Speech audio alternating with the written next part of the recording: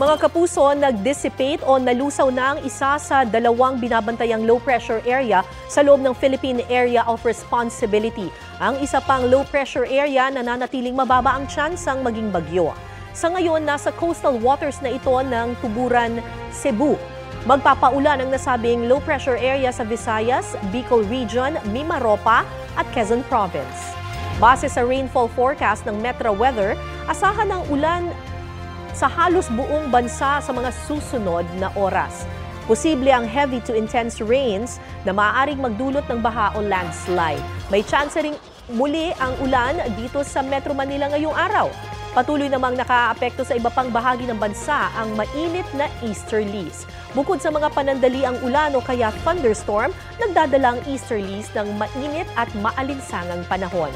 Posibleng umabot sa danger level na 44 degrees Celsius ang heat index sa Tuguegarao, Cagayan at sa Sangley Point sa Cavite.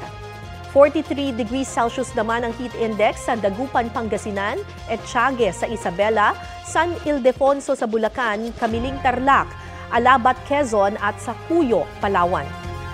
Posibleng umabot sa 42 degrees Celsius ang heat index sa Pasay, Quezon City, Bacnotan sa La Union, Apari, Cagayan, Baler, Aurora, Iba, Zambales, Tarlac City, Los Baños, Laguna, Coron, Palawan, San Jose Occidental, Mindoro at sa Zamboanga City.